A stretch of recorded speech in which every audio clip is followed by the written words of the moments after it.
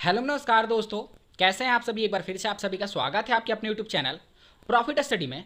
तो फाइनली अगर बात करें तो रेलवे ग्रुप डी 1 लाख से ज़्यादा जो पदों पर आपका भर्ती का नोटिफिकेशन जारी हुआ था, जिसको लगभग अगर अभी देखा जाए तो 2019 से लेकर अभी फाइनली आपका 2023 आ गया है।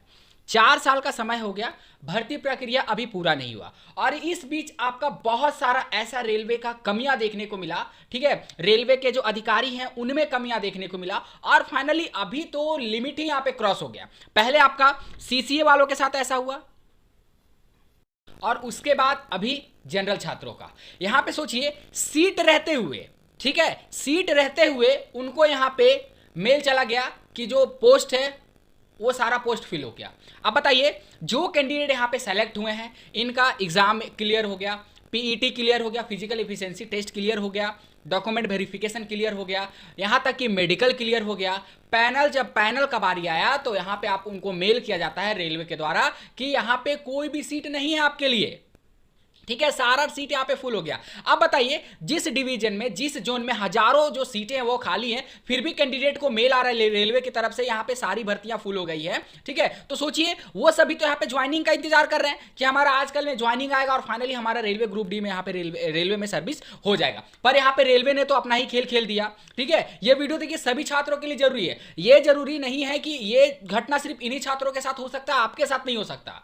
ठीक है, हर छात्र जो भी रेलवे का प्रिपरेशन कर रहा है, जो भी रेलवे में जाना चाहता है, सभी के लिए वीडियो जरूरी है। ठीक है, बाकी अगर जिसको लगता है कि उनके लिए वीडियो महत्वपूर्ण नहीं है, वीडियो को स्किप कर सकते हैं, कोई प्रॉब्लम नहीं है। ठीक है, पर एक बात याद रखिएगा कि आज अगर आप इन सभी साथियों का साथ नहीं दोगे ना, इन सभी स्टूडेंट का साथ नहीं दोगे, तो जब आप भी इस घटना में फंसोगे इस तरह का, तो आपके साथ भी कोई नहीं खड़ा होगा। इस बात का याद रखिएगा। ठीक है, क्योंकि अगर रेलवे के स्टूडेंट आपस में ही कनेक्ट नहीं रहेंगे तो फिर बताइए कौन रहेगा आपके साथ खड़ा? कोई नहीं रहेगा। इसीलिए रेलवे का जो भी एस्पायरेंट है, जो भी कैंडिडेट है, चाहे वो जिस पोस्ट के लिए भी प्रिपरेशन कर रहा, रेलवे के हर कैंडिडेट के मुसीबत में आपको यहाँ पे खड़ा रहना है। ठीक है, और आखिर रेलवे यहाँ पे क्या चाहती है, यहाँ पे पूरा अखबार इसके रिगार्डिंग मीडिया में भी बात चला गया है। बाकी इसके आगे हम आपको बताएंगे कि पूरा यहाँ पे प्रोस्पेक्टिव क्या है। ठीक है, सीटें बची रहने के बावजूद भी, हालांकि सोचिए जब उन सीटों पे कैंडिडेट ज्वाइन नहीं किए तो सीटें गई कहाँ?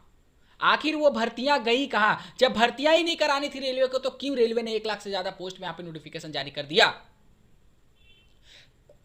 चलिए आगे बढ़ते हैं और देखेंगे यहाँ पे जो न्यूज अखबार के माध्यम से जो अपडेट दिया गया है। चलिए यहाँ पे अखबार वालों की मदद से कम ये जो घटना है वो आपके सामने, हमारे सामने आया। नहीं तो ऐसे कितने घटनाएं जो है वो दबे दबे यहाँ पे विलय हो चुका होगा उनका, जिसके इसके रिगार्डिंग किसी को भी इंफॉर्मेशन नहीं होगा, ना आपके पास है और ना ही हमारे पास होगा। मीडिया में जब ये बात पहुंचा, जब ये अखबार में खबर पहुंचा, तब जाके आप भी इससे रूबरू हो रहे हैं और हम भी इससे रूबरू हो रहे हैं। चलिए, तो बचा हुआ सीट का क्या हुआ ये आपको पता चलेगा अखबार के माध्यम से। तो चलिए इस वीडियो की शुरुआत करते हैं। उससे पहले जो लोग भी चैनल पर फर्स्ट टाइम है, सब्सक्राइब नहीं किए, सब्सक्राइब करके बेल बटन को ऑन कर दीजिएगा ताकि रेलवे अप्रेंटिस का A to Z इंफॉर्मेशन आप सभी को मिलती रहे। ठीक है, डिस्क्रिप्शन में आपको व्हाट्सएप ग्रुप, टेलीग्राम का लिंक मिलेगा, जरूर ज्वाइन कर लीजिएगा। छोटे मोटे अपडेट पीडीएफ वगैरह कंटिन्यू आपको वहां पे भी देखने को मिलते रहते हैं। तो सीधे चलते हैं इसके ऑफिशियल जो आपका अखबार में अपडेट है उस ऑफिशियल अपडेट पे चलते हैं।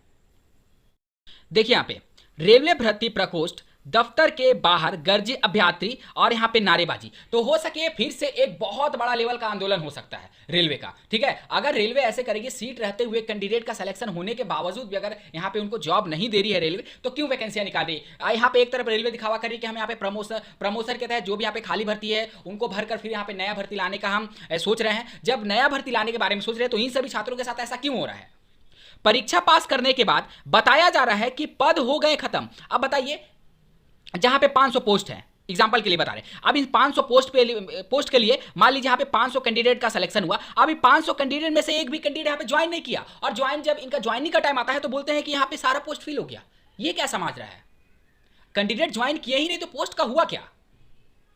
ये आपका कहना है रेलवे भर्ती प्रकोष्ठ का। ठीक है, आगे देखिए, ये जो आपका खबर है अमर उजाला जो अखबार है उसके माध्यम से यहाँ पे प्रकाशित किया गया। प्रयागराज में रेलवे भर्ती प्रकोष्ठ आरआरसी रेलवे रिक्रूटमेंट सेल दफ्तर के बाहर रेलवे ग्रुप डी के परीक्षा दे चुके अभ्यर्थी ने मंगलवार को प्रदर्शन किया। ठीक है, अभ्यर्थी का कहना है कि ग्रुप डी की भर्ती के लिए उनका चयन हुआ, मेडिकल में भी वो फिट पाए गए, लेकिन अभिलेखीय सत्यापन के लिए महीनों से पैनल गठित नहीं किया जा रहा है। ठीक है, जो अभिलेख सत्यापन होता है उसके लिए यहाँ पे पैनल ही नहीं आ रहा है। डीबी मेडिकल वगैरह सब कुछ हो गया, ठीक है। वहां बताया जा रहा है कि पद खत्म हो गए, जबकि ग्रुप डी के 575 पद अभी भी रिक्त है। कितना पद रिक्त है? 575 पोस्ट रिक्त है। फिर भी इनको बोला जा रहा है कि पोस्ट खत्म हो गया। तो 575 पोस्ट गया कहां? आखिर गया कहां 575 पोस्ट, जब उस पर कैंडिडेट ज्वाइन ही नहीं किए तो। और आगे आपको देखिए क्या बताया जा रहा है, यहां पे देखिए, दरअसल आरआरसी की ओर से वर्ष 2019 में 5430 पदों की भर्ती शुरू हुई थी। इस जोन में कितने भर्तियां थे? तो 5430, ठीक है, 5730 भर्ती, मतलब 4730 भर्तियां थी। उसमें से आपको बोला गया है कि बाद में इसे 5651, मतलब 4651 पदों पर संशोधित कर दिया गया। ये पोस्ट आपका घटकर जो हो गया 4651, ठीक है। ये पहले पोस्ट रिलीज किया गया था, उसके बाद जब यहाँ पे नया नोटिफिकेशन आया उसमें आपको बताया गया कि यहां पे पोस्ट को संशोधित करके 5651 पर पहुंचा दिया गया है। वर्ष 2022 सीबीटी कंप्यूटर बेस्ड टेस्ट परीक्षा हुई, तब एक पद के सापेक्ष 3 गुना, ठीक है, एक पोस्ट के लिए 3 गुना कैंडिडेट को सिलेक्शन दिया गया। जैसे 13,202 कैंडिडेट अभ्यर्थी जो है दिसंबर 2022 में सफल हुए। उन सभी की शारीरिक दक्षता परीक्षा डीएसए ग्राउंड प्रयागराज में हुआ, जिसमें आपका 7,995 अभ्यर्थी दौड़ में पास हुए। कितना दौड़ में आपका पास हुआ? 7,995। उसके आगे देखिए आपको यहां पे क्या बताया जा रहा है। उसके बाद आपको यहां पे बोला जा रहा है कि आपका 7,995 अभ्यर्थी दौड़ में पास हुए। इनमें चिकित्सा परीक्षण के लिए 4,651 लोगों को बुलाया गया। अब देखिए 4,651 पोस्ट ही था, और मेडिकल में भी आपका 4,651 लोगों को ही बुलाया गया था, मतलब 1:1 में, ठीक है, बुलाया गया था। इसमें कुछ अनुपस्थित हुए तो 114 चिकित्सा परीक्षण में फेल हो गए। उसमें भी कुछ कैंडिडेट अब्सेंट हुए और 114 कैंडिडेट यहां पे रिजेक्ट हो गए, उनका मेडिकल फिटनेस नहीं हो पाया, ठीक है। बाद में कुल 4,076 अभ्यर्थी को सफल घोषित किया गया। इस तरीके से आपको यहां पे दिया गया है कि जितनी पोस्ट थी उसके सापेक्ष एक एक अभ्यर्थी को बुलाया गया था। इसमें अधिकांश बच्चे जो थे आपके, अधिकांश बच्चे A2, A3, B1 चिकित्सा स्टैंडर्ड के पास हो चुके हैं, ठीक है। इस स्टैंडर्ड के तहत अभ्यर्थी प्रत्येक पद के लिए अहर्ता रखते हैं। ऐसे में उन्हें किसी पद के लिए यह कहकर नकारा जा रहा है कि बोर्ड के पास पद नहीं है। 500 से ज्यादा अधिक पद खाली होने के बावजूद लगभग 150 अभ्यर्थी को नो पोस्ट, यहां पे देखिए क्या उनको मेल और मैसेज के माध्यम से अपडेट किया जा रहा कि 150 से जो ज्यादा अभ्यर्थी हैं उनको नो पोस्ट, पद नहीं है, बताकर अंतिम चयन से बाहर कर दिया गया। सोचिए, मेडिकली फिटनेस हो गया, डीबी हो गया, दौड़ हो गया, एग्जाम पास हो गया, फिर भी यहां पे सिलेक्शन उनको नहीं दिया जा रहा। और क्या बोला जा रहा है आगे देखिए कि उनको बाहर कर दिया गया।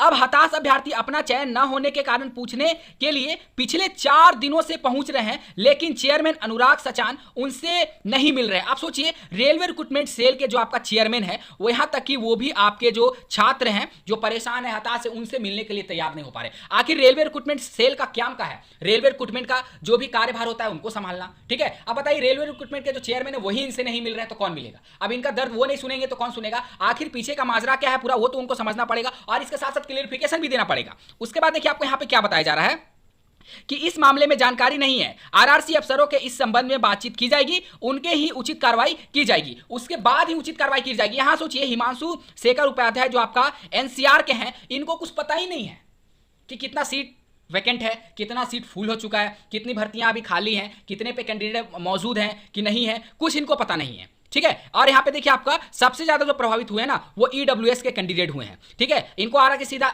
एक नो पोस्ट और दूसरा आपका नो इन पैनल का मैसेज इनको आ रहा है, ठीक है।